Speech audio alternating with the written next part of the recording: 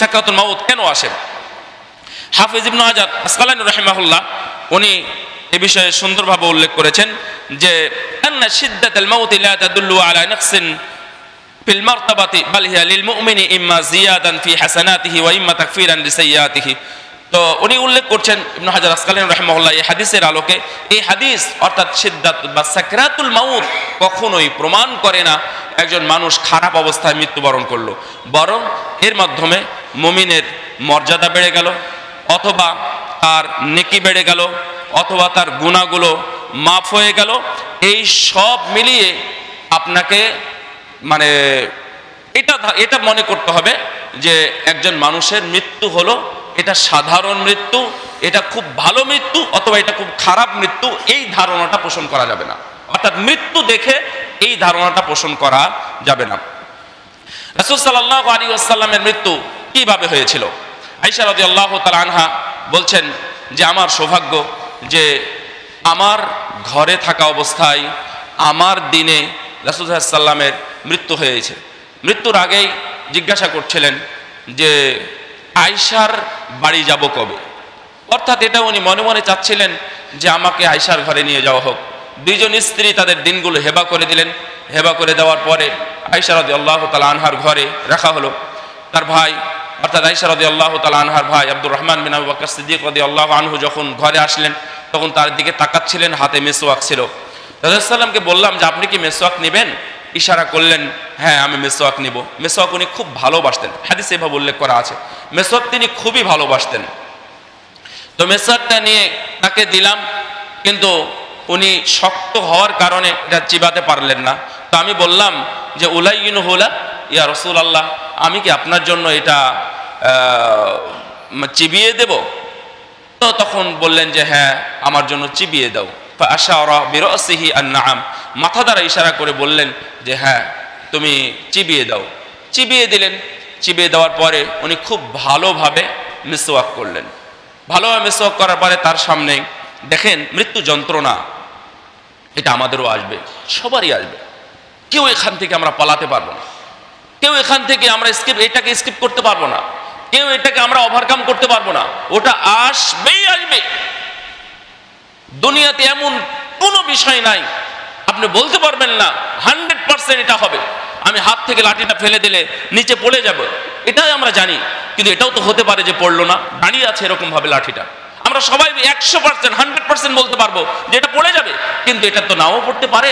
কিন্তু জীবনে একটাই জিনিস, তা হলো 100% বলা যায়, 100% বলা যায় মৃত্যু আসবে, মৃত্যুর যন্ত্রণাও আসবে। রাসূল সাল্লাল্লাহু আলাইহি ওয়াসাল্লাম এই ঘটনা মিসওয়াক করলেন। মিসওয়াক করার পরে ওনার পাশে একটা গামলা ছিল বা একটা পাত্র ছিল, সেই পাত্রে উনি হাত দিচ্ছিলেন আর এভাবে মুখটা মুছতেছিলেন। তার ছিল খুবই জ্বর, প্রচণ্ড জ্বর ছিল, তখন গা গরম ছিল। একটু ঠান্ডা হওয়ার জন্য উনি পানির মধ্যে হাত দিচ্ছিলেন আর এভাবে মুখটা মুছতেছিলেন। তো এইভাবে মুছতে মুছতে মাঝে মাঝে বলছিলেন লা ইলাহা ইল্লাল্লাহ ইন্না লিল মাউতি সাকারাত। ইস, লা ইলাহা ইল্লাল্লাহ এটা বলতে উনি বোঝাচ্ছিলেন কঠিন অবস্থা।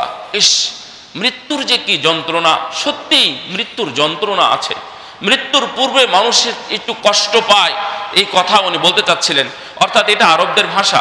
যখন কিছু হয় তখন বলে যে লা ইলাহা ইল্লাল্লাহ। একটা মানুষ এখান থেকে পড়ে গেল, তো অন্যরা দেখে বলতেছে লা ইলাহা ইল্লাল্লাহ, কি ঘটনা ঘটে গেল। এটা হচ্ছে আরবদের একটা ভাষা। রাসূল সাল্লাল্লাহু আলাইহি ওয়াসাল্লাম ঠিক এভাবে বলতেছেন লা ইলাহা ইল্লাল্লাহ ইন্না লিল মাউতি সাকারাত, নিশ্চয় মৃত্যুর সময় যন্ত্রণা আছে, মৃত্যুর সময় যন্ত্রণা আছে। এইভাবে বলে পানিতে হাত দেন আর এইভাবে মুখ মুছতেছিলেন। ফামাসাহা বিহিমা ওয়াজহাহু, এই কথাগুলো বলতে বলতেই রাসূল সাল্লাল্লাহু আলাইহি ওয়াসাল্লাম একসময় হাত এভাবে তুলে বলতেছিলেন ফানাসাবা ইয়াদাহু ওয়া ক্বাল আল্লাহুম্মা আলহিকনি বির রফিকিল আ'লা, আল্লাহুম্মা আলহিকনি বির রফিকিল আ'লা। আল্লাহ তুমি আমাকে সংযুক্ত করো আমার সুউচ্চ বন্ধুর সাথে, আল্লাহর সাথে তুমি আমাকে সম্পৃক্ত করো, আল্লাহর সাথে তুমি মুলাকাত করার সুযোগ দাও, আল্লাহর সাথে তুমি আমাকে মিলিয়ে দাও। এই কথাগুলো বলতেছিলেন। হাত্তা কুবিদা, হাত উপরে থাকা অবস্থাতেই তার রূহটা চলে গেল। কামালাত ইয়াদুহু, অতঃপর তিনি দুনিয়া থেকে চলে গেলেন এবং হাতটা পেটের উপর বা বুকের উপর পড়ে গেল। এভাবে রাসূল সাল্লাল্লাহু আলাইহি ওয়াসাল্লামের মৃত্যু কষ্ট নিয়ে, মৃত্যু যন্ত্রণা সহ দুনিয়া থেকে বিদায় নিয়ে চলে গেলেন। সাহাবীরা দেখলেন, আয়েশা রাদিয়াল্লাহু তাআলা আনহা দেখলেন, এই জন্য তিনি বলতেছেন, ফালা আকরাহু শিদ্দাতাল মাউতি লিআহাদিন আবাদান বা'দান নবী সাল্লাল্লাহু আলাইহি ওয়াসাল্লাম। রাসূল সাল্লাল্লাহু আলাইহি ওয়াসাল্লামের এই মৃত্যু যন্ত্রণা দেখার পরে অন্য কারো মৃত্যু যন্ত্রণা দেখে আমি আশ্চর্য হইনি।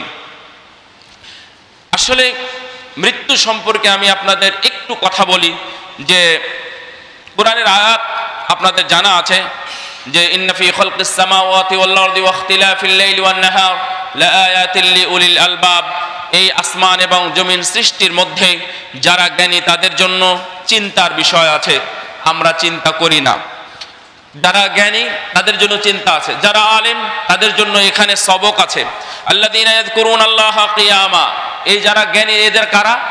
যারা আল্লাহকে স্মরণ করে, সর্বদাই আল্লাহকে স্মরণ করে। ওয়া ইয়াতাফাক্কারুনা ফি খালকিস সামাওয়াতি ওয়াল আরদ, এবং এই আসমান জমিন সৃষ্টি বিষয়ে ভাবনা ভাবে, কিভাবে এই আসমানকে আল্লাহ উপরে তুললেন, এই খুঁটিহীন আসমান কিভাবে দাঁড়িয়ে আছে, এই বিশাল বড় বড় পাহাড় সাগরের উপরে কিভাবে আছে, সাগরের মধ্যে পাহাড় কিভাবে আল্লাহ দিলেন, এই চন্দ্রটাকে আল্লাহ কিভাবে তৈরি করেছেন, এত সুন্দর কেন, এইভাবে ভাবনাটা আমাদের ভাবা উচিত।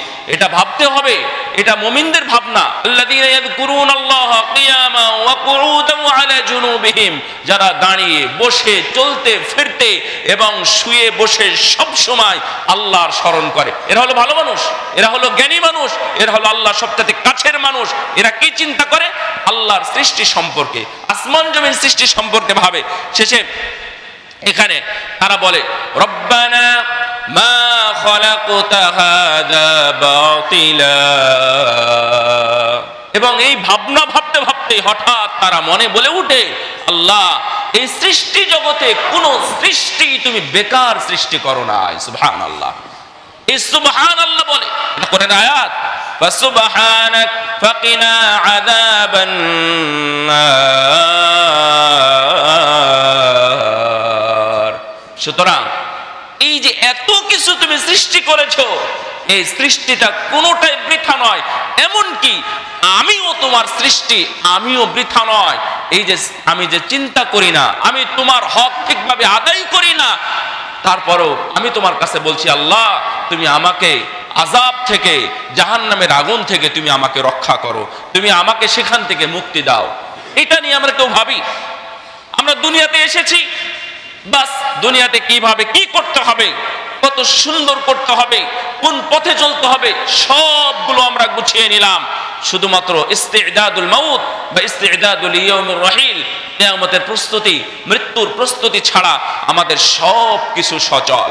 আজকে আপনি চারিদিকে তাকাই দেখেন, বিল্ডিং, বাড়ি, ব্যবসা বাণিজ্য, গাড়ি, টাকা পয়সা, ব্যাংক ব্যালেন্স, শপিং মল, আপনার ফ্ল্যাট, আপনার প্লট, যা কিছু আছে সবই কোনোটাই কি মৃত্যুর জন্য? একটাও মৃত্যুর জন্য না।